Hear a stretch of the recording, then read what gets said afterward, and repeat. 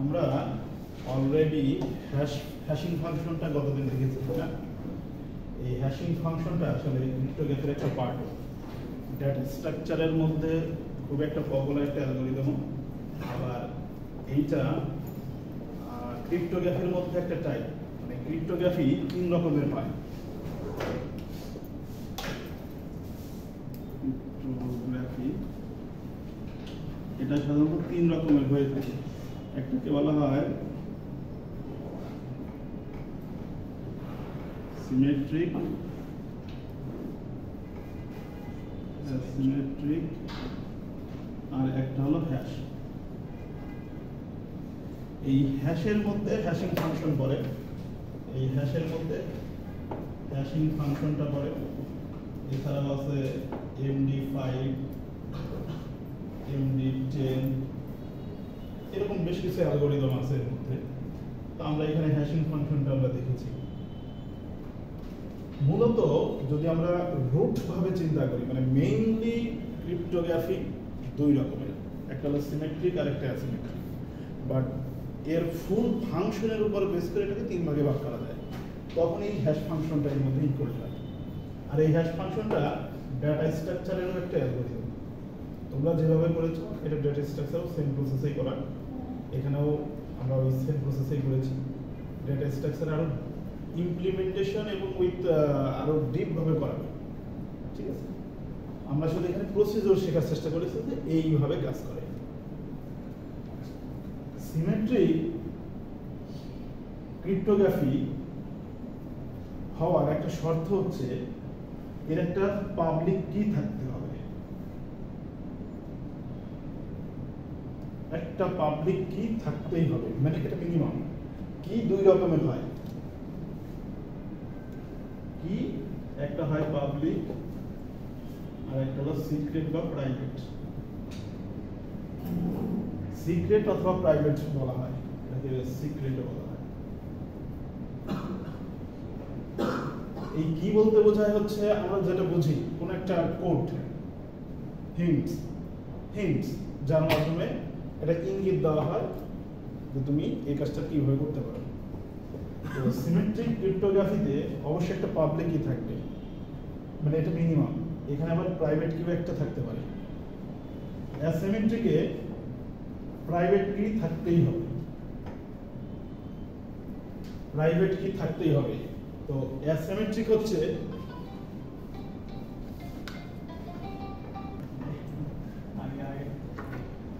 আচ্ছা সবাই দেখো যেটা বলছিলাম যে অ্যাসিমেট্রিকে অবশ্যই একটা প্রাইভেট কি থাকতে হবে, মানে এটা থাকতেই হবে।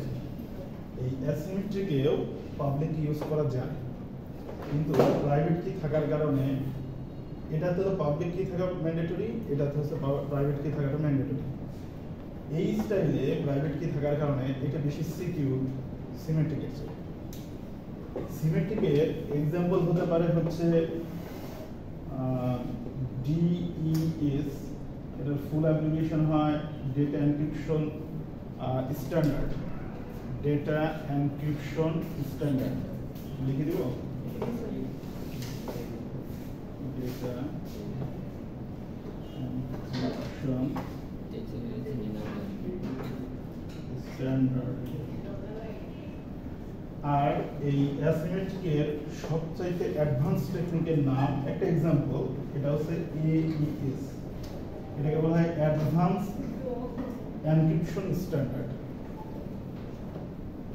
সিমেট্রিকের সবচাইতে মানে ক্রিপ্টোগ্রাফির প্রথম আবিষ্কৃত যে মডেল বা মেথড, সেটা হচ্ছে সিমেট্রিকের অন্তর্ভুক্ত। এইটার নাম হচ্ছে সিজার সাইফার।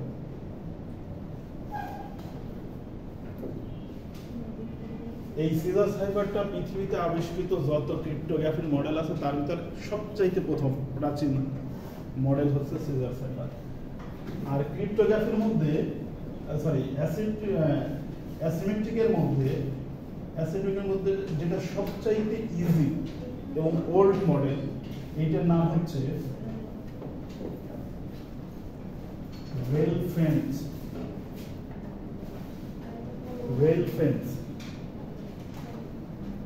AES কে asymmetric encryption standard এটা হচ্ছে asymmetric হচ্ছে advanced encryption standard অ্যাডভান্সড শব্দটা আমি লাগাই এই AES এই DES এগুলো খুব অ্যাডভান্স টেকনিক এবং খুবই সিকিউর AES টা বর্তমান ওয়ার্ল্ডের ধরা চলে যে ক্রিপ্টোগ্রাফির মধ্যে সবচাইতে রিলায়েবল ট্রাস্টেবল মেথড হচ্ছে AES এই AES মডেলের মধ্যে আবার কয়েকটা অ্যালগরিদম আছে আমরা অ্যাসিমেট্রিকের সবচাইতে ইজি এবং ওল্ড যদি মেথডের কথা বলি সেটা নাম হলো রেঞ্জ ফেন্স এছাড়াও আরেকটা খুব জনপ্রিয় মেথড আছে যেটাকে বলা হয় রো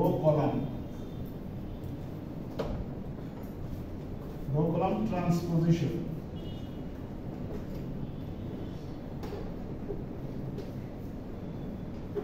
রো কলাম ট্রান্সপোজিশন এই রো কলাম ট্রান্সপোজিশনটা আমাদের সাইবার সিকিউরিটিতে করা হয় এখানে যেগুলো বলতেছি সবই সাইবার সিকিউরিটিতে করানো হয় শুধু এটাই না সরি সবগুলোই সাইবার সিকিউরিটিতে করানো হয় এবং ইমপ্লিমেন্টেশনও করানো হয় AES এর ইমপ্লিমেন্টেশন ছাড়া AES টা করানোর জন্য অনেক হিউজ ডিপলি যেতে হয় যেটা দেখা গেছে যে স্টুডেন্টের জন্য বার্ডেন হয় তারপরেও চেষ্টা করা যেতে পারে যে যদি করা যেতে পারে খুবই ভালো হয় তবে বেশ কিছু সাইফার টেকনিক রয়েছে যেরকম এখানে আমরা সিজার সাইফারটা আমরা দেখব প্লেফেয়ার সাইফার আছে তারপর হচ্ছে আরো আছে ওয়ান সাইফার বেশ কিছু তারপর হচ্ছে ওয়ান প্যাড প্রবলেম আছে বেশ কিছু অনেকগুলো মেথড আছে অ্যাকচুয়ালি অনেকগুলো এরকম মেথড আছে এখন আমরা তো সাইবার সিকিউরিটি করছি না আমাদের উদ্দেশ্যটা হচ্ছে সাইবার সিটির অন্তর্ভুক্ত এনক্রিপশন এবং ডিক্রিপশনটা একটু শেখা এই এনক্রিপ্ট আর ডিক্রিপ্টার কিছু বেসিক অ্যালগরিদম রয়েছে মেথড রয়েছে যেগুলো এই ডিসক্রিটের প্রাইমারি স্টেজের মধ্যে পড়ে যায় তারই ধারাবাহিকতায় আমরা এখান থেকে সিজার সাইফারটা সিমেট্রিকের মধ্যে রেল ফেন্সটা অ্যাসিমেট্রিকের মধ্যে আমরা করবো অলরেডি আমরা হ্যাশের থেকে হ্যাশ ফাংশনটা ম্যাথমেটিক্যালি দেখেছি এইগুলো আমরা ম্যাথমেটিক্যালি এখানে দেখবো আর বাকি যে আরো অনেকগুলা মেথড আছে এগুলো হচ্ছে আমরা তোমাদের হচ্ছে সাইবার সিকিউরিটিতে ফুল এবং ইমপ্লিমেন্টেশন দুটোই করানো হয় আমরা এই ইউনিভার্সিটিতে এটা করাই হচ্ছে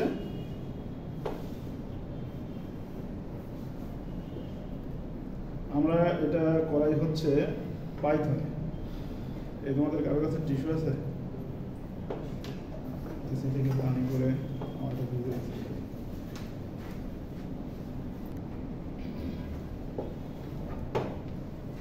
মুছে দিলাম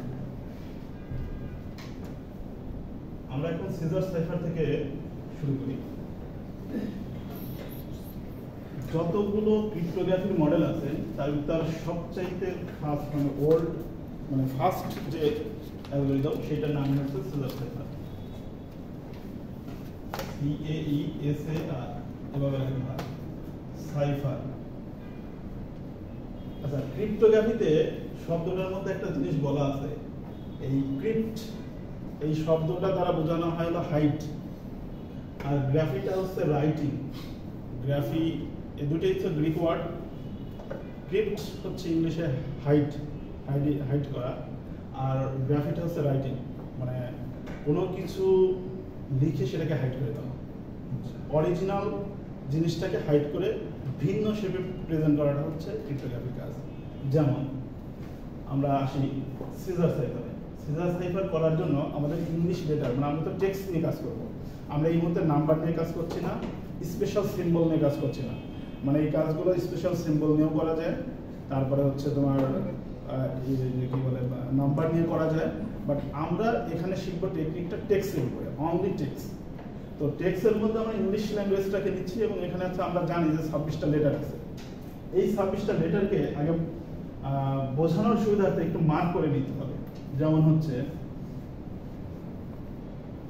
A B C D একটু খাতায় লিখে ফেলা তবে লেখার সময় ফাঁকা রাখি কারণ এগুলো একটু মার্ক করে নিতে হবে 0 1 2 3 4 5 6 এটাকে ইন্ডেক্সিং করে নিতে হবে 0 থেকে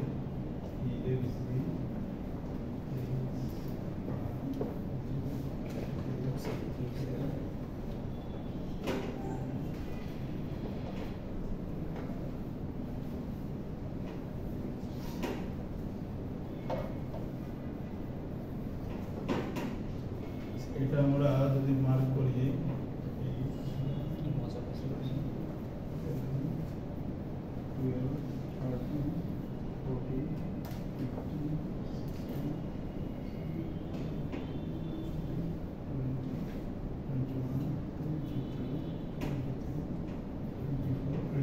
সাবমিশন লেটার যেহেতু 0 থেকে আমরা ইন্ডেক্সিং করব 25 পর্যন্ত যাবে। এইটা করে নিতে হবে এবং পরীক্ষার সময়ও তোমরা এটা লিখে নিবা, আগে সাইডে লিখে নিবা, আদারওয়াইজ ভুল হওয়ার একটা পসিবিলিটি থেকে যায়, রিস্ক হয়ে যায় বেশি। তো পাশে যদি আগে টেবিলটা করে নাও তাহলে ইজি হবে। সিজার সাইফারে সিজার হচ্ছেন একজন যিনি এটা আবিষ্কার করছেন, ওই দার্শনিকের নাম হচ্ছে সিজার, জুলিয়াস সিজার, তার নাম হচ্ছে জুলিয়াস সিজার। সেই পদ্ধতিটা আবিষ্কার করার কারণে তার নাম অনুসারে এটা সিজার সাইফার হয়েছে।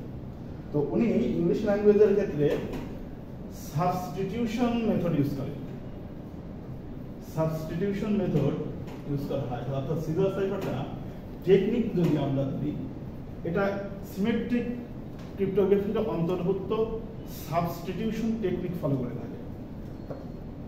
টেকনিকটা হচ্ছে সাবস্টিটিউশন, অর্থাৎ একটি রিপ্লেসে আরেকটি বসানো। সাবস্টিটিউট বলতে তাই বোঝো না, প্রতিস্থাপন, একটার পরিবর্তে আরেকটা বসানো। যেমন আশফাক এখন 1 নম্বর চেয়ারে বসে আছে, এইখানে আলীকে বসানো মানে আশফাকের রিপ্লেস হলো আলীকে দ্বারা, তাই তো বোঝা। এখানেও আমরা আমাদের এই টেক্সটগুলোকে একটা লেটারকে আরেকটা লেটার দ্বারা রিপ্লেস করে দেবো। এই ক্ষেত্রে আমরা অবশ্যই একটা প্রসিডিউর ফলো করবো। সিজার উনি এই সাবস্টিটিউশন করার জন্য একটা কি ইউজ করে থাকেন, যেটা কি ইঙ্গিত, হিন্ট, সেটা একটা পাবলিক কি, যে উনি মিনিমাম কি ধরে নিয়েছেন 3, 3 2 ধরে কাজ করা যায়, 1 ধরেও কাজ করানো যায়, মানে কি 1 ধরেও কাজ করানো যায়, 2 ধরেও কাজ করানো যায়। বাট সিজার উনি কি করেছেন যে অ্যাটলিস্ট 3 নিয়েছেন, কারণ হচ্ছে 1 আর 2 নিলে এটা বোঝা যায় না, মানে এটা আসলে একটু চেঞ্জ হয়েছে খুব হিউজ পরিমাণে, সেই ফিল্ডটা আসে না। তো উনি মিনিমাম কি নিয়েছেন 3 থেকে শুরু করে উপর পর্যন্ত, এখানে 26 পর্যন্ত, 25 পর্যন্ত উঠে যায়, চাইলে সবগুলোই কি হিসেবে ইউজ করা যায়। তো আমরা এখন কি হিসেবে ওনার দ্বারা ইসিতেই কি হিসেবে 3 নিয়ে নিচ্ছি, অর্থাৎ সাবস্টিটিউশন হবে একটা লেটার 3টা লেটার, তৃতীয়তম লেটার দ্বারা। যেমন আমরা তোমাদের আই ইউএস, আর এটা তো 4th letter, 3rd letter, 3rd letter, 3 নম্বরটা নিব। 3rd মানে কি, তাহলে 3 নম্বরটা নিব। যেরকম ধরো এখানে এ আছে, আই আছে, আই এর 3 ঘর রিপ্লেস হবে, তাহলে আই হচ্ছে এখানে 3 ঘর হওয়া মানে কোথায়। আচ্ছা, এটাকে আরেকটু করে দিই, এটা একটা অ্যালগরিদমের সূত্র আছে, সূত্র দিয়ে করা যেতে পারে। সেটা হচ্ছে, দেখো আমাদের মেইন প্রসিডিউরটা আগে শিখাই, যে এটা কাজ করে কি করে।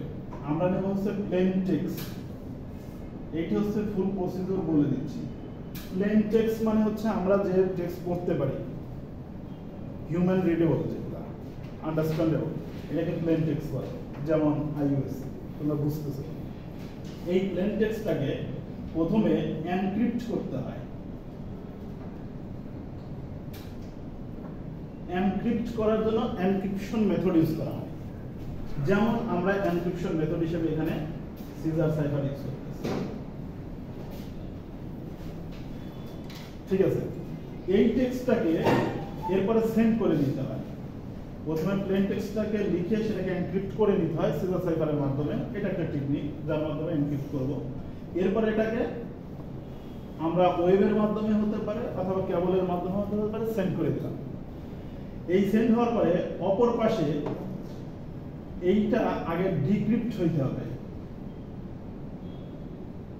ডিক্রিপ্ট হইতে হবে। এই ডিক্রিপ্ট হওয়া মানে হচ্ছে এই ডেটাটা পুনরায় প্লেন টেক্সটে কনভার্ট করতে হবে। মানে সেন্ডারের কাছে যে যাবে, সেন্ডার পাঠিয়ে দিল রিসিভার, এই রিসিভারের কাছে আবার প্লেন টেক্সটে ফেরত আসতে হবে। এখানে আবার ডিক্রিপ্ট করে দিতে হবে এটাকে। এই যে এনক্রিপ্ট আমি করলাম সিজার সাইফারে, আমি বলে দিচ্ছি পাবলিক কি, যেটা কি হচ্ছে 3। যখন ডিক্রিপ্ট করা হবে তখন কি ইউজ করতে হবে 3 কিকে একটু রিভার্স প্রসেস ইউজ করলে এটা ডিক্রিপ্ট হয়ে যাবে। তারপর আমার প্লেন টেক্সট আবার পেয়ে যাব। এই যে মিডিয়াম, মাঝের যে অংশটা কেবলের মাধ্যমে যাক অথবা ওয়েবের মাধ্যমে যাক, এই যে মাঝের অংশটুকু, এই অংশটুকু হচ্ছে থার্ড পার্টি কর্তৃক অ্যাক্সেস হতে পারে। অর্থাৎ হ্যাকিং হওয়ার জায়গাটা এই জায়গাতে, হ্যাকিং হওয়ার সম্ভাবনা এই জায়গাতে, আর কোন পজিশনে হ্যাক করা যায় না। কারণ হচ্ছে যখন তুমি বাড়ির মধ্যে থাকো তখন গ্রামের লোকজন তোমাকে কিন্তু ধরতে পারবে না, বাইরে থাকলে কিন্তু সহজে ধরা যাবে। একবার বাড়ির মধ্যে ঢুকে গেলে অনেকে কিন্তু ঢুকতে সাহস পাবে না, সেটা ওরকম ভাবে ভাবতে পারো। কিন্তু এই বাইরের অংশটুকু হচ্ছে হ্যাকিং স্পেস, এই জায়গাতে হ্যাকিং গুলো হয়। যখন আমরা ডেটাটাকে পাঠাই, হ্যাশট্যাগিং এর সময় বলছিলাম যে ডেটা ট্রান্সফার হওয়ার একটা সময় ধরা হয়, যে কত সময়ের মধ্যে এখান থেকে আশপাশের মেসেজটা আলীর কাছে যাচ্ছে। অবশ্যই তারা এটা জানতে হবে যে আমার এই ডেটাটা ট্রান্সফার হতে এই ওয়েবের এই হ্যাকিং স্পেসের মধ্যে 2 সেকেন্ড সময় লাগতে পারে। আর যে হ্যাক করবে থার্ড পারসন, এই হ্যাকার, তাকে এইখানে 2 সেকেন্ড সে টাইম পাবে। 2 সেকেন্ডের মধ্যে কিন্তু ডেটা আবার রিসিভারের কাছে চলেই যাবে। তার মানে 1 সেকেন্ড থেকে শুরু করে 1 পয়েন্ট কম ধরতে হবে, 5 সেকেন্ডের মধ্যে তাকে হ্যাকিং এর কাজটা সেরে ফেলতে হবে। তার মানে তোমার সাথে যে হ্যাকার, সে আরো বেশি ফাস্ট কাজ করতে হবে। কিভাবে করবে? তার জন্য সে অ্যালগরিদম ডিজাইন করবে, ওইভাবেই করবে। ঠিক আছে, এইখানে ডিক্রিপ্ট সে করে ফেলবে। এই পজিশনে রিসিভারের কাছে সে ডিক্রিপ্ট হওয়ার আগেই সে এই পজিশনেই ডিক্রিপ্ট করে ফেলতে পারে। যদি ডিক্রিপ্ট করে ফেলতে পারে, 2টা ঘটনা হতে পারে এখানে।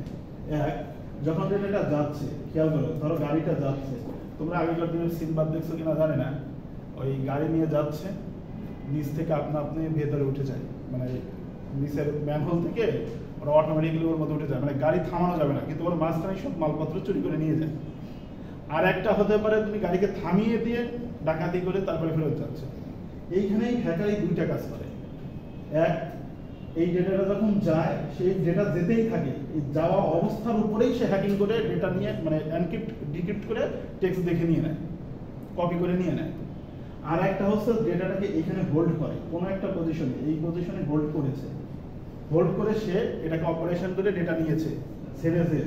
দেখা গেল যেতে 2.5 সেকেন্ড সময় লেগে গেছে, হিসেবে বলে যে 2 সেকেন্ডের মধ্যে আসার কথা, 0.5 সেকেন্ড বেশি লেগেছে, মানে মাঝখানে কিছু একটা হতে পারে সন্দেহ। তখন কিন্তু ডিক্রিপ্ট করার আগেই তোমাকে চেকিং করতে হবে থার্ড পার্টি কর্তৃক কোনো অ্যাক্সেস হয়েছে কিনা। আর পৃথিবীতে একটা কথা প্রচলিত আছে, যে কোনো অপরাধের একটা প্রমাণ থাকে। তো তুমি যদি এখানে কোনো কিছু করো, কোনোদিনও সেই দাগটা মুছে দিতে পারবে না, অবশ্যই অবশ্যই কোনো না কোনো একটা হোল এখানে থাকবে। সো ওটা আইডেন্টিফাই করাটাই হচ্ছে তোমার যে টেস্টার থাকে, মানে যে হ্যাকারের মধ্যে তো 3 ধরনের হ্যাকার হয়, জানো তো? এই 3 ধরনের হ্যাকারের মধ্যে একটা হচ্ছে ব্ল্যাক হ্যাকার। এই যে ব্ল্যাক হ্যাকার মনে করো, ঠিক আছে, এ শুধু মানুষের ক্ষতি করে যাবে, তারা কখন সে সবসময় ক্ষতি সাধন করে, কখনোই উপকার করে না। একটা আছে হোয়াইট হ্যাকার, যে ক্ষতি সাধন করবে না, শুধুমাত্র উপকার করে যাবে। যেমন ধরো গভর্নমেন্টের কাছে যে হ্যাকার, তারা হোয়াইট হ্যাকারই বেশি, কারণ তাদের কাজ হচ্ছে দেশকে বিদেশ থেকে রক্ষা করা। আর একটা হ্যাকার আছে, এরা সবচাইতে ডেঞ্জারাস, গ্রে হ্যাকার। এই দেখো সবচাইতে ব্ল্যাক হ্যাকারের চাইতে ক্ষতিকারক। কারণ কি জানো? ওরা সাদা হ্যাকার, ব্ল্যাক হ্যাকার দুইজনের সাথে রিলেশন রাখে, কখনোই তাদেরকে আইডেন্টিফাই করা যায় না যে এরা আমাদের জন্য ক্ষতিকারক। কোম্পানিতে সাদা হ্যাকার হিসেবে কাজ করবে, ডেটাগুলো আরেক কোম্পানিকে পাস করে দেবে। So grey hacker is very dangerous. Sir আমি তো শুনছি ওয়াইফাই হ্যাকাররাই রাতের বেলা ব্ল্যাক হ্যাকার। এটা তো না না, এরকম না। ব্ল্যাক হ্যাকার বলতে বোঝায় যারা হচ্ছে অলওয়েজ ক্ষতি সাধন করে। যেমন ধরো বেশ কিছু দুষ্ট পোলাপান আছে, হ্যাকিং শিখেছে, সে দেখবা যে এই ব্যাংকে হ্যাকিং করে টাকা নিচ্ছে, অমুকের ওয়েবসাইটকে নষ্ট করে দিচ্ছে, মানে ধরতে গেলে সে কখনো ভালো কাজ করে না, অলওয়েজ ক্ষতি সাধন করে। হয়তো কোনো একটা সোশ্যাল মিডিয়াতে ক্ষতি সাধন করতেছে, এরকম। কিন্তু হোয়াইট হ্যাকার হচ্ছে সে, যেরকম ধরো আমার ফেসবুক পেজ হ্যাক হয়ে গেছে, তার মানে একজন ব্ল্যাক হ্যাকার কর্তৃক হ্যাক হয়েছে। আমার এই ফেসবুকটা যে উদ্ধার করে দিল আমাকে, এখন যে আবার পুনরায় উদ্ধার করে দিল, সে হোয়াইট হ্যাকার, কারণ সে পজিটিভ কাজ করেছে, এখন সে হোয়াইট হ্যাকার। আর গ্রে হ্যাকার হচ্ছে এরকম, আমি কোম্পানিতে নিয়োগ দিয়েছি আশফাককে আমার কোম্পানিকে সিকিউরিটি দেওয়ার জন্য, এবং তার উপর আমি বিশ্বাস রাখি এবং ট্রাস্টেবল, বিশ্বাসী করি। কিন্তু যতদিন না প্রমাণিত হচ্ছে সে আমার তথ্যগুলো নিয়ে আরেক কোম্পানিতে দিচ্ছে, ততক্ষণ পর্যন্ত সে হোয়াইট হ্যাকার। কিন্তু যখনই জানতে পারবে সে ডেটাগুলো আমার অজান্তেই দেয়, সে ডেটাকে জেনুইন কপি দেয় না, অলওয়েজ ডুপ্লিকেট কপি পাঠায়, মানে সে প্রমাণ রাখতে চায় না, কিন্তু ধরা পড়ে গেছে কোনো কারণে। এ হচ্ছে গ্রে হ্যাকার। যারা এখানে মুসলিম ধর্মের আছো তারা সহজে বুঝবা মুনাফিক যাকে বলে, গ্রে হ্যাকার হচ্ছে সেটা। ঠিক আছে?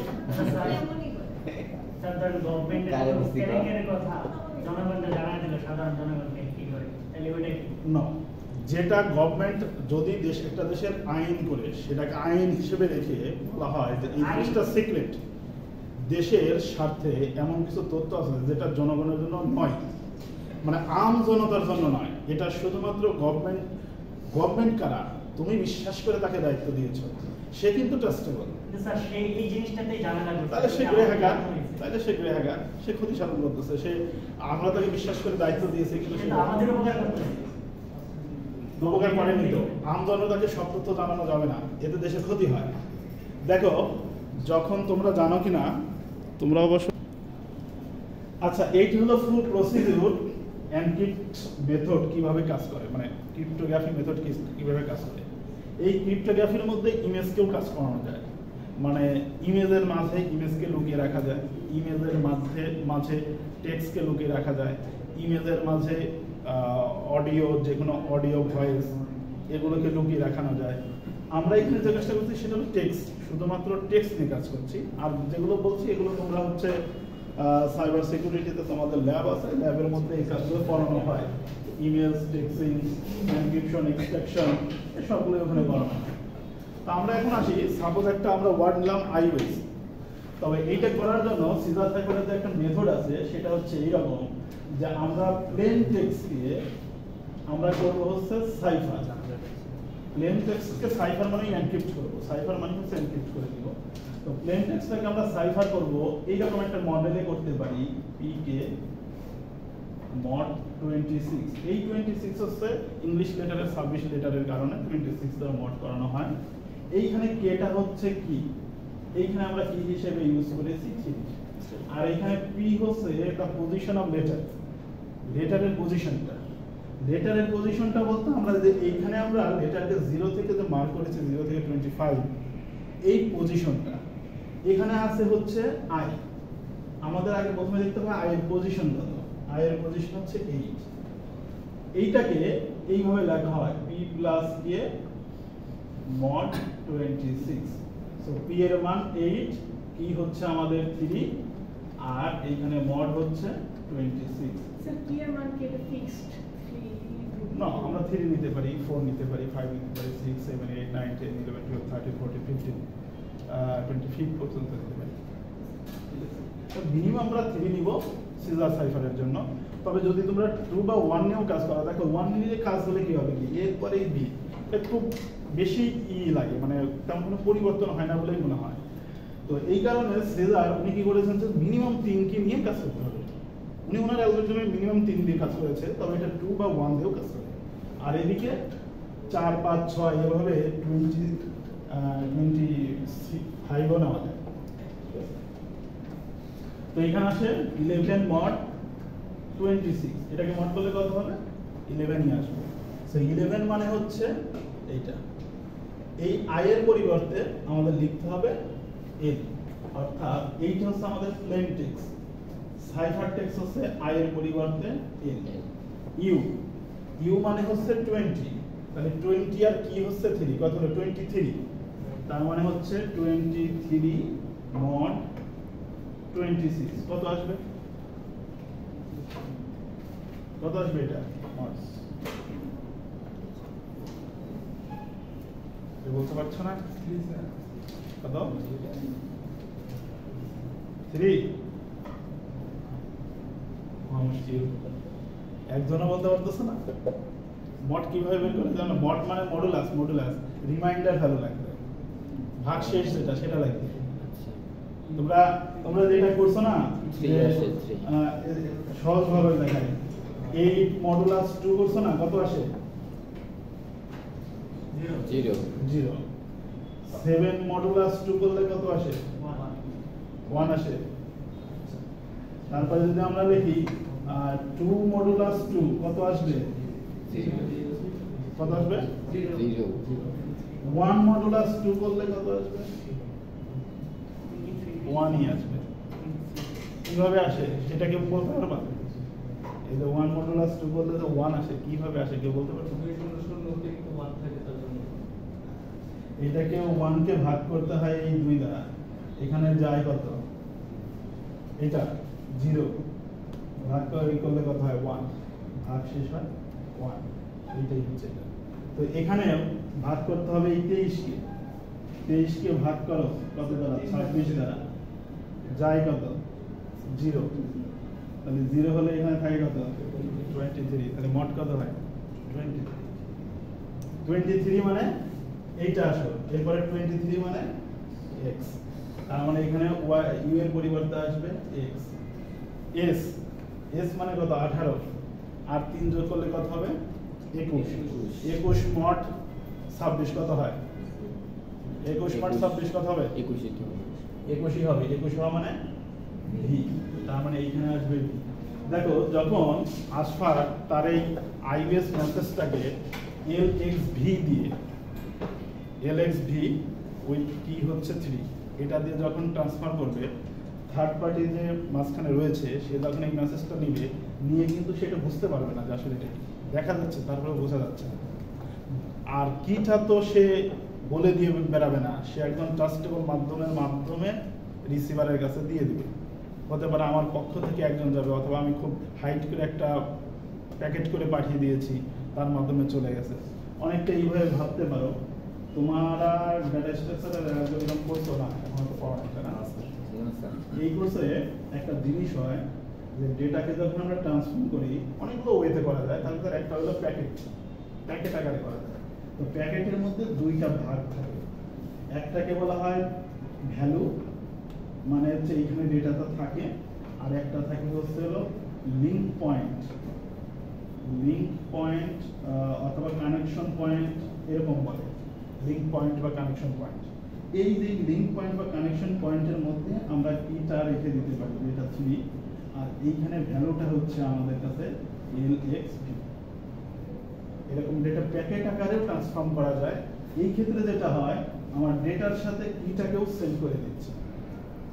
আর একটা হতে পারে যে আমি এইভাবে প্যাকেট আকারে না দিয়ে আমি শুধু টেক্সটটাকে ট্রান্সফর্ম করে দিব, আর আমার বিশ্বস্ত পার্সন অথবা কোনো মাধ্যমে রিসিভারের কাছে আগে থেকে আমি জানিয়ে দেবো কোনোভাবে যে আমার এই সাইফার টেক্সটকে যদি তুমি প্লেন টেক্সটে কনভার্ট করতে চাও কি হিসেবে ইউজ করো। বুঝাতে পারছি? এখন দেখো এই মেসেজটা এনক্রিপ্ট হয়েছে, সাইফার হয়েছে। স্যার অ্যাড করার পর যদি 25 এর উপর উঠে যায় তখন কি করব? 25 এর পরে যাই করো না কেন ওই ঘুরে ফিরে আবার এই দিকে চলে আসবে। আচ্ছা, এখানে যদি এই যে 3 এর পরে 25 এর পরে আবার ঘুরে ফিরে 0 1 2 এইভাবে ঘুরবে। এই 25 এর পরের যে ঘরটা আসবে সেটা দেখবে হয় 0 1 2 3 এরকম কিছু আসবে, এদিকে ঘুরে যাবে। ঠিক আছে, আমরা দেখবো এরকম কিছু প্র্যাকটিস টেস্ট করে দেখতে পারো। আচ্ছা, এটা মানে এখন আমরা এনক্রিপশন মেথডে আছি, সাইফার করেছি, এনক্রিপ্ট করে দিয়েছে। এই অংশটা যখন রিসিভারের কাছে যাচ্ছে, রিসিভারকে কি করতে হবে? ডিক্রিপ্ট করতে হবে।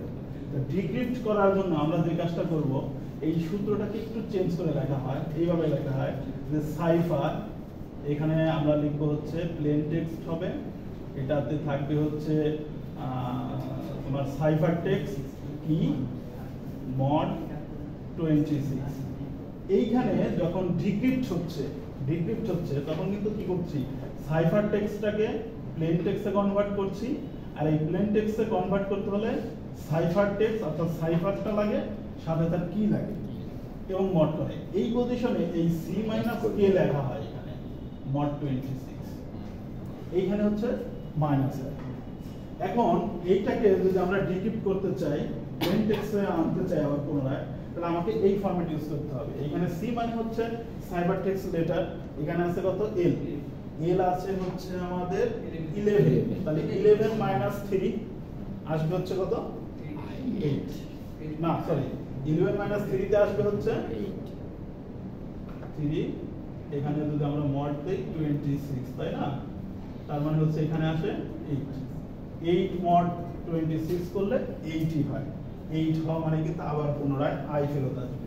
স্যার সেম প্রসেসে U আসবে, সেম প্রসেসে S আসবে। স্যার স্যার মোড করা ছাড়াই তো আমি সেম নাম্বার পেয়েছি স্যার, তাহলে মোড তুমি এখান থেকে টেবিল থেকে দেখে দেখে নিচ্ছ, তাই তো? না স্যার ওইখানে C মাইনাস K এর ভ্যালুটাই তো আসতেছে 26 দ্বারা মোড করার পর। সবসময় মনে হয় যেমন হ্যাঁ, সবসময় যেমন আসবে তা না। 26 দিয়ে করলে তো এটাই আসবে।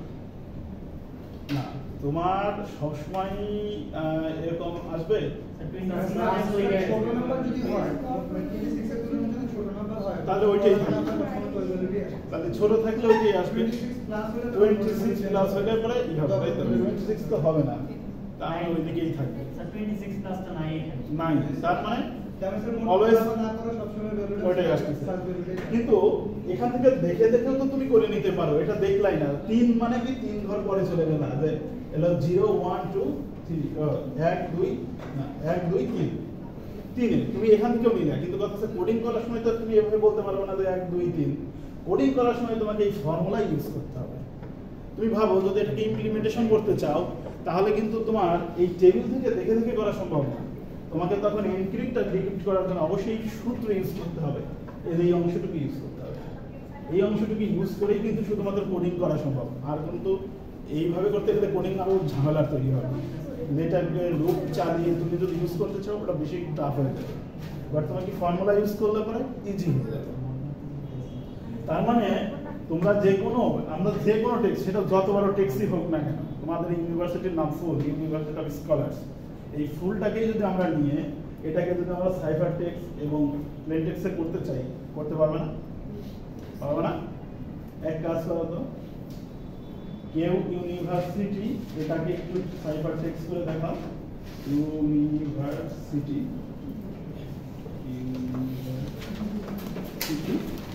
কেউ হচ্ছে স্কলার্স। এটাও আমাকে করে বলো যে দেখি তোমাদের অ্যান্সার সঠিক আসে কিনা। আচ্ছা, এইগুলোর অনলাইন হিউজ অ্যাভেলেবল টুলস আছে। নেটে যদি সার্চ দাও অনলাইন সিজার সাইফার টুলস, দেখো যে অনেক ওয়েবসাইট আছে যেখানে টেক্সটগুলো দিয়ে এই কিটাকে সিলেক্ট করা যায়। 3 4 5 6। এক কাজ করো, তোমরা কি হিসেবে ইউজ করো? 5 কি হিসেবে 3 ইউজ না করে 5 ইউজ করো। কিটাকে 5 হিসেবে ইউজ করে দেখো। টেক্সটে কি ইউজ করো? 5। তোমরা যদি এই জিনিসটা বুঝতে পারো, সবাই কি বুঝতে পারছো নাকি পারোনি? খুবই কঠিন মনে হচ্ছে? সিম্পলটা খুবই সহজ। এইটা যদি বুঝতে পারো, তাহলে তোমরা সাইবার সিকিউরিটির একটা অ্যালগরিদম শিখলাম, সেই সাথে সিটিএফ একটি প্রবলেম সলভ করতে পারবা। সাইবারের যে কম্পিটিশনগুলো হয়, সেখানে অনেক সময় এই ধরনের প্রবলেমগুলো দেওয়া হয়। সেক্ষেত্রে দেখা যায় 17, 19, 21 পর্যন্ত পজিশন চেঞ্জ হয়।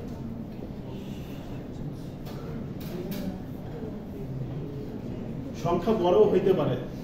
তোমার নাম জানো কি? এই তোমার নাম জানো কি? আবির, লাদিফ।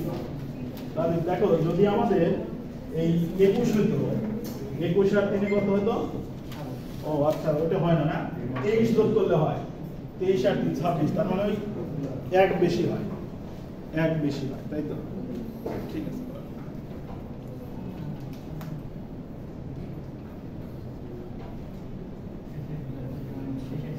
23 26 1 বেশি সমানই হয়, ঘুরে ফিরে 0-তে আসে।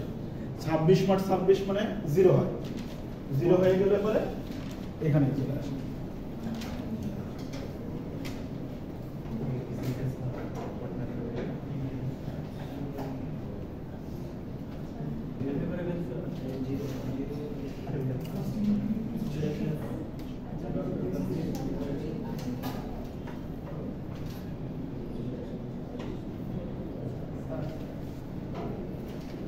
হয়ে গেছে?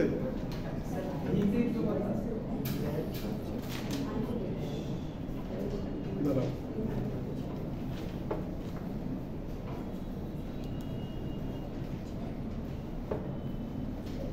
দিয়েছি কত? 5।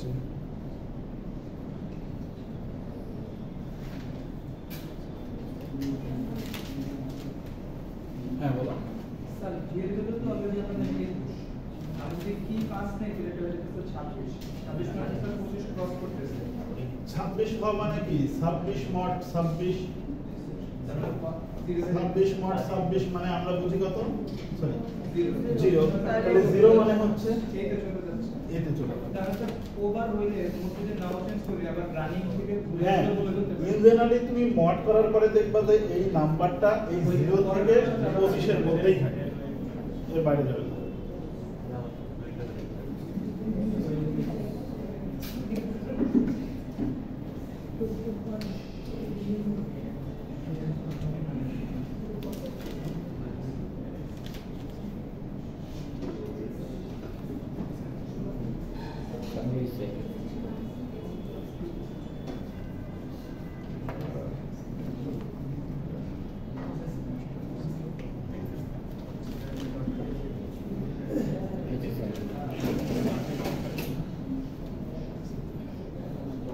তোমার প্রথম লেটার কি আছে?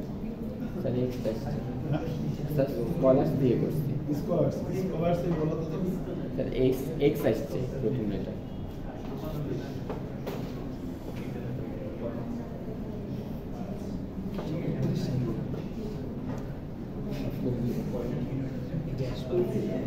স্কলার্স দিয়ে করছি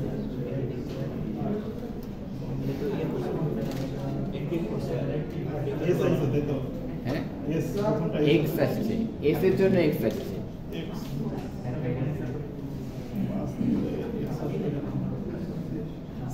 বলো তো দেখি কি আছে। এক মিনিট আস্তে আস্তে বলো। জেড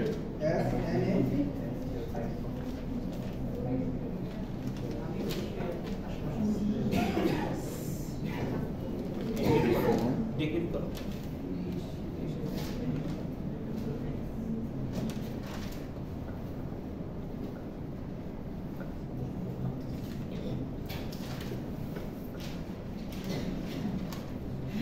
আচ্ছা এখন বলো তো কি আছে।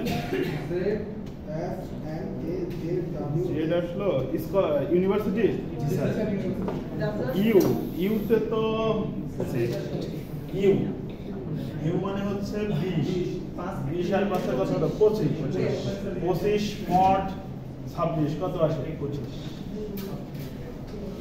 25 মড 26 কত আসবে কত আসবে 25 আসলে কি হবে জেড ও জেড আচ্ছা আচ্ছা ও না ঠিক আছে হ্যাঁ তারপরে এস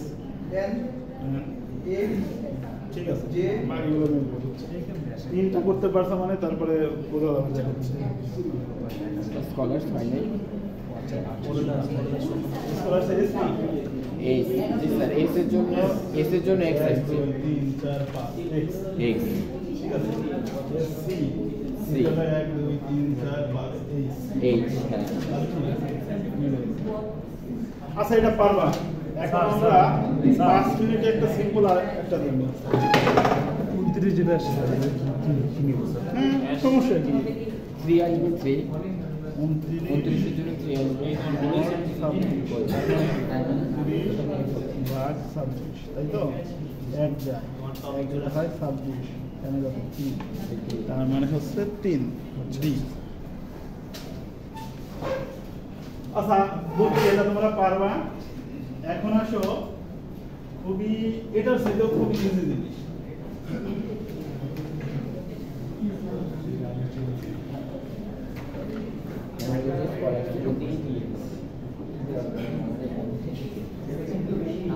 আচ্ছা এখান থেকে পরীক্ষার প্রশ্ন কেমন হতে পারে তোমাকে প্লেন টেক্সট দিয়ে সাইফার টেক্সটে কনভার্ট করতে বলা হতে পারে সাইফার টেক্সট দিয়ে Plain text। তোমাকে প্লেন টেক্সটে কনভার্ট করা হতে পারে এই ক্ষেত্রে কি বলেও দেওয়া থাকতে পারে নাও বলে দেওয়া থাকতে পারে বলে দেওয়া থাকলে তো তোমাকে সেটা ফলো করতেই হবে আর বলে দেওয়া না থাকলে তুমি ইচ্ছা মতন 3 নাও আর 7 নাও এটা তোমার ইচ্ছা নিতে পারো লিখে দিতে হবে খাতায়। অবশ্যই কি তোমাকে মেনশন করতে হবে যে তুমি কোন কি ইউজ করেছো ঠিক আছে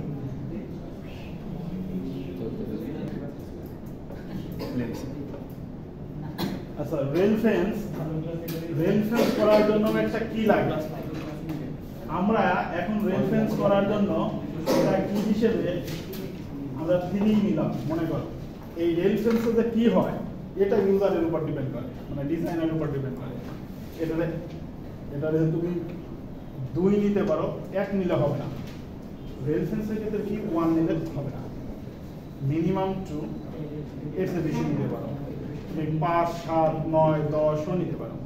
কিন্তু যত বেশি কিনিবা, বেশি নেওয়ার সুবিধাটা হচ্ছে যে টেক্সট যদি বেশি বড় সেন্টেন্স হয় তাহলে পরে কি বেশি নেওয়া উত্তম, আর টেক্সট যদি কম হয় তাহলে পরে এটাও কম নেওয়াটাই উত্তম।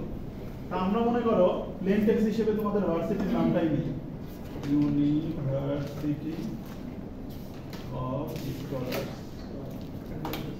এটাই আমাদের টেক্সট। কি আমরা 3 ইউজ করব। রেল ফেন্সে কাজ হচ্ছে, এখানে ফেন্স মানে কি জানো? ফেন্সি বেড়া, বেড়া যেটা থাকে যেটা বলে বেড়া বলে। আর রেল তো বোঝো, রেলের পাতগুলো লাগানো থাকে না, এখানে ওই যেভাবে করা হয় দেখতে ওইরকম লাগে, এই জন্য নামটা রেল ফেন্স।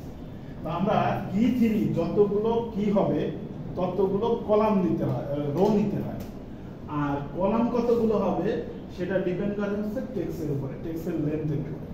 এইখানে টেক্সটের লেন্থ কত হবে? 2, 4, 6, 8, 10, 12, 14, 16, 18, 20। এখানে 20টা আছে। আমরা কলাম নিব তাহলে 20, আর কি রো হবে 3টা। তার মানে তোমাকে এমন একটা টেবিল ডিজাইন করতে হবে যার রো হবে 3টা আর কলাম হবে 20টা। 1, 2, 3, 4, 5,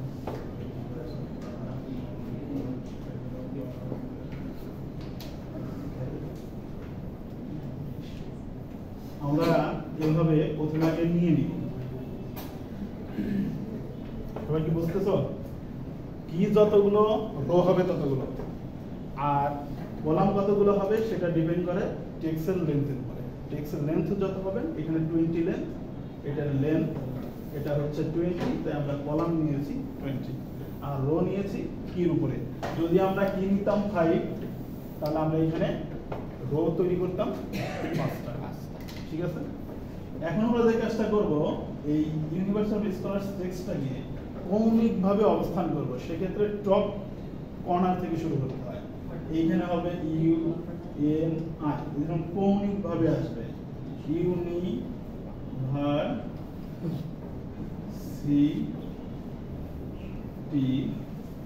অফ SCHOLARS স্কলার। এটা কৌণিকভাবে লিখতে হবে একটা ওয়েভ আকারে।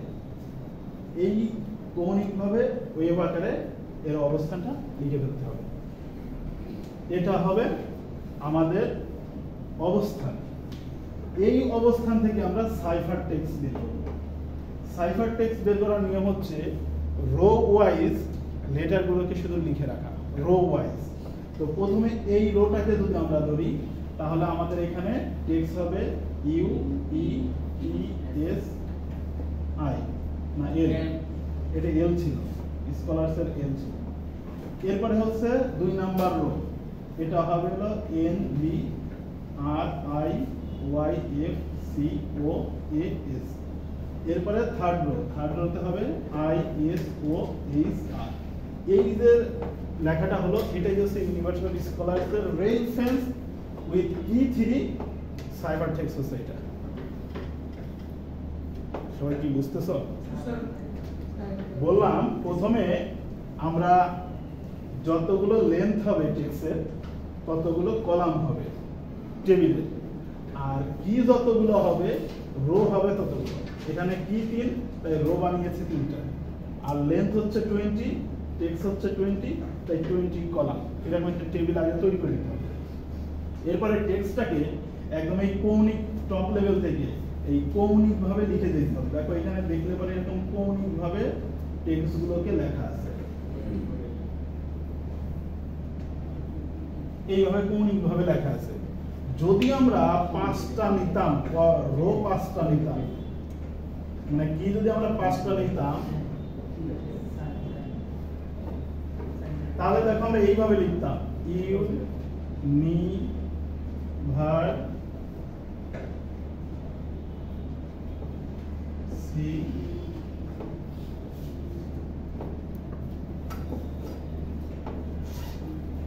ইকুয়াল এরকম, মানে যখন আমরা কি নিতাম 5 তখন আমাদের রো হইতো 5টা, তখন আমরা এরকম কৌণিক ভাবে খালি লিখতে থাকবো। সবাই কি বুঝতে পেরেছো? আচ্ছা, এইভাবে লেখার পরে আমরা যখন সাইফার লিখবো তখন আমরা প্রথমে আগে রো বাই রো লিখবো।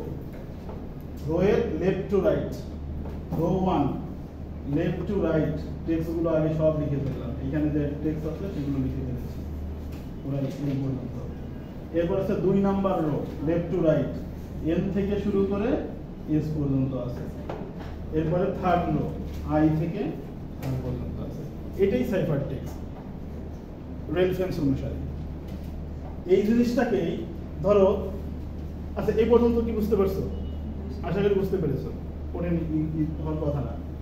ধরো তোমার পরীক্ষায় এই সাইফার টেক্সটটা দেওয়া আছে এবং বলা হয়েছে কি 3 ইউজ করতে হবে, 3 এবং এর প্লেন টেক্সট কি হবে ইউজিং রেফারেন্স মেথড। যখন তোমাকে এরকম টেক্সট সাইফার টেক্সট দিয়ে রেফারেন্স অনুসারে উইথ কি 3 বলবে এটাকে ট্রান্সফর্ম করতে, তখন তোমাকে একটা জিনিস খেয়াল রাখতে হবে যে আমার এখানে কি যেহেতু 3 বলে দিছে, তার মানে হচ্ছে অলরেডি আমি বুঝতে পারতেছি যে আমার রো কয়টা হবে, কলাম কয়টা হবে, এইখানে টেক্সটটাকে লেন্থ কাউন্ট করো হয়ে যাবে। কিন্তু এইটা থেকে এই টেবিলে লিখবো কি করে? কোনাকুনি যেগুলো আসবে এগুলো তখন এই ধরনের আছে।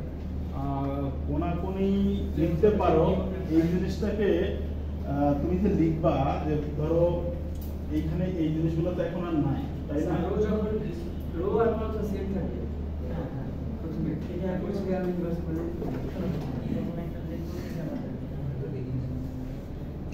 এখানে মনে করো এই জিনিসগুলো নাই।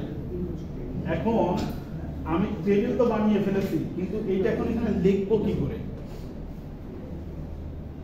কোনো আইডিয়া আসে? দেখো একটা জিনিস খেয়াল করো যে যখন আমরা একটা উপায় আছে, ধরো কি কত 3, আমরা যদি একটা ফর্মুলা আছে 2 × n - 1 এরকম একটা ফর্মুলা আছে। এই ফর্মুলা দিয়ে এখানে যদি আমরা n এর মান 3 ধরি, 2 3 1, এখানে পাবো কত 2 × 2 I mean 4। এই 4 মানে হচ্ছে এই জিনিসটা বলে দিচ্ছে প্রথম লেখাটা শুরু করতে হবে আমার এইটা দিয়ে, কারণ এটা ফার্স্ট লেটার। এই ফার্স্ট লেটার এখানে লেখার পরে দেখো এটা 4 ঘর পরে গিয়ে দ্বিতীয় লেটারটা হবে 1 2 3 4, এইখানে এসে হবে ই। মানে এই ফর্মুলাটা তোমার হচ্ছে ফার্স্ট রো এর ডিফারেন্সটা দেখায়, পজিশন ডিফারেন্সটাকে আইডেন্টিফাই করে দেয়। এইখানে দেখো 4 ডিফারেন্সে লিখছো, পরের বার এই ডিফারেন্সের 1 বাড়বে, এই ডিফারেন্সের 1 কমবে, এভাবে কমে। এইখানে 5 এর ক্ষেত্রে খেয়াল করো, এইটা কলাম যদি প্রথমে লিখি, এখানে কত লিখেছি 5টা, তাহলে সূত্রতে যদি আমরা লিখি দেখো এরকম করে লিখতে আসে কত 2 × 4, দ্যাট মিন্স 8। এখানে দেখো 1 2 3 4 5 6 7 অষ্টম, অষ্টম গ্রুপে লেখা আছে। ঠিক পরের লেটারগুলো কিভাবে লেখা হয়েছে, এই লেটারের 1 বৃদ্ধি, এইটার 1 কম, এরপর একটা 1 বৃদ্ধি 1 কম, এইভাবে করতে করতে দেখা যায় যে একসময় মিলে যায়। এটা হচ্ছে জাস্ট বোঝানোর জন্য সিকোয়েন্স আর কি। তো আমরা যখন এখানে 4 পাচ্ছি, আমরা শুধু প্রথম টার্মে কতটা ডিফারেন্স হবে সেটা আইডেন্টিফাই করব। পরের গুলো লেফট সাইডে একবারে, রাইট সাইডে 1 কম। ঠিক আছে, আমার কথা বুঝতে পারছো? তার মানে প্রথমে ইউ, এরপরে ই বসবে হচ্ছে এখানে পেয়েছিলাম 4, ফোর্থ ঘরে। এরপরে টি বসতে গেলে 1 2 3 4, এইখানে 4। তারপরে হচ্ছে টি এর পরে এস, এস বসতে গেলে 1 2 3 4, এইখানে হচ্ছে টি, তারপরে এস, ওকে এস। এরপরে হচ্ছে 1 2 3 4, এইখানে এসে এল, এরপরে 1 2 3 4, মানে এরপরে পজিশন নাই, তার মানে এদিকে হয় না। এই এল পর্যন্ত নিশ্চিত এই ফার্স্ট রোতে হয়। দ্বিতীয়বার এসে ভাবতে হবে এই এন বসবে হচ্ছে এই পজিশনের 1 রাইট মুডে আর এই পজিশনের 1 লেফট মুডে, অর্থাৎ এইটার যে পজিশন আছে তার সেকেন্ড রোতে এসে 1 পজিশন ইনক্রিজ হবে, আর এইখানে যে পজিশনটা বসিয়েছি তার 1 ডিক্রিজ হবে। তো সেই হিসেবে দেখলে এই n বসবে এখানে আর এই v বসবে সরি এখানে, তাই না? তারপর r বসবে হচ্ছে এইটার এক বৃদ্ধি মানে এখানে r আসবে আর i এইখানে i আসবে, এটা y টা আসবে এটার এক বৃদ্ধি মানে এখানে y, f এটার এক গুণ মানে এখানে f, এরপরে c এইটার এক বৃদ্ধি মানে এখানে c, এটার এক গুণ মানে এখানে o, এরপরে এটার এক বৃদ্ধি মানে এখানে। আর এই পজিশনে দেখো এইগুলোর একটা সিকোয়েন্স তৈরি হয়ে গেছে কিন্তু, সো সেই হিসেবে এটা বাকি থাকলো এইটা, এটা এখন বোঝাই যাচ্ছে এই পজিশনে নেমে আসবে। দেখো এটার এক পজিশন বাড়লো, এটার এক পজিশন কমার কিছু নাই, কমলে এটা কমন হয়, মানে এই ক্ষেত্রে কিন্তু পজিশন কম, উপর থেকে নিচের দিকে ভাবে ভি আকারে নেমে যায়। তো এখানে হবে আই, তারপরে হচ্ছে এস, তারপরে হচ্ছে ও, তারপরে হলো এইচ, তারপরে হচ্ছে আর। এইভাবে আমরা আমাদের টেবিল ফেরত পেয়েছি। টেবিল ফেরত পেয়েছি মানে এখন হচ্ছে ওই টেক্সটগুলোকে যদি আমরা ওয়েব স্টাইলে ই করে দেই তাহলে দেখো স্যার আমাদের এখানে এসটা কেমনে বসাই দিলাম? হ্যাঁ এসটা আর এখানে ও হবে না, এ হবে। এস স্যার এই যে সেকেন্ড রোতে এস বসাইলেন যে লাস্টে, এটা এটা ছিল এস, স্যার আপনি ডাবল ও দিয়ে হ্যাঁ, ও আচ্ছা এখানে এটা হলো এ হবে তাই তো, এটা হলো ও এ এস। স্যার এসটা কেমনে বসাইছি এখানে লাস্টে? এইখানকার সিকোয়েন্স অনুসারে এখানকার প্রত্যেকটা ক্ষেত্রে একটা সিকোয়েন্স মিলে যাচ্ছে। এইটার সিকোয়েন্স ছিল হলো চার ঘর পরে যে বসছে, এইটার হচ্ছে এক বৃদ্ধি এক কমাইতে গেলে এক ঘর পর পরে বসে যাচ্ছে, এইটার ক্ষেত্রে সে কমন ঘরে বসে যাচ্ছে। লাস্টের যে ঘরটা বসবে অলওয়েজ কমনই বসবে, এটারও যদি লাস্টের ঘরে আসি কমন ঘরে পড়ে যাবে। এইরকম ভাবে বসিয়ে তোমাকে এটা করতে হবে, বুঝতে পেরেছো? এর উপরে দুই তিনটা নিজেদের নাম লিখে লিখে টেক্সট করবা, করে চেক করবা সাইফার আসলে তোমার সঠিক আসতেছে কিনা। অনলাইনে সার্চ দেবো, অনলাইন টুলস আছে। হ্যাঁ স্পেসগুলো হচ্ছে আমাদের যখন আমরা প্লেন টেক্সট নেই আমরা এখানে স্পেস দিয়ে রাখি, কিন্তু সাইফার টেক্সটের কোনো স্পেস ইউজ করা হয় না, সব একসাথে। কি বলছে? যখন প্লেন টেক্সটকে সাইফার করা হয় তখন হচ্ছে অটোমেটিক্যালি সব টেক্সট একসাথে হয়ে যায়। যখন ডিক্রিপ্ট করা হয় তখন হচ্ছে ওইখানে একটা কি বলে নিউ লাইন অ্যাড করে দিতে হয়। তাছাড়া যখন সাইফার করা হয় তখন কোনো স্পেস রাখা হয় না, অল লেটার একসাথে, মানে লেটারগুলো সব একসাথে দেখা যাবে, কেউ কোনো মিনিং বের করতে পারবে না। আরো কমপ্লেক্স টাইপের ভিজুয়ালাইজ হয়, যে কারণে দেখবে সব লেটার এই ধরো একটা প্যাসেজকে তোমরা ওই অনলাইন টুলসে দেখবা, ওইখানে একটা প্যারাগ্রাফ উঠে দিয়ে দেখবা, দেখবে যে সব খালি টেক্সট একসাথে এক লাইনে মনে হচ্ছে যে সব টেক্সট, ওটার কোনো মিনিং নাই। কিন্তু ওইটাকে যখন ডিক্রিপ্ট দিচ্ছ আবার পুনরায় ওই অবস্থানে ফেরত আসছে। ডিক্রিপ্ট করার সময় বুকটা বানানো ওইখানে একটা লাইন দিয়ে দিতে হয়, একটু বুঝতে দিয়ে করে ওই লোকেশনটা হচ্ছে যখন আমরা এনক্রিপ্ট করি তখন ডিক্রিপ্ট করার জন্য ওইখানে পজিশন আইডেন্টিফাই করে, মানে অ্যালগরিদম আমরা তোমরা যে অ্যালগরিদম করাই, অ্যালগরিদম যখন করা হয় তখন কোন লোকেশনে নিউ লাইন হবে ওটা লিখে দেওয়া হয়। আমরা যে কাজটা করছি অঙ্ক করছি, অ্যালগরিদমটা লিখে দিতে না আমি বলি আরেকবার লোকেশন। যখন আমরা অঙ্ক করছি এখানে অঙ্ক করে যাচ্ছি, এখানে অ্যালগরিদম লিখে কাজ করছে না, মানে অ্যালগরিদমের উপর বেস করে কাজ করছে।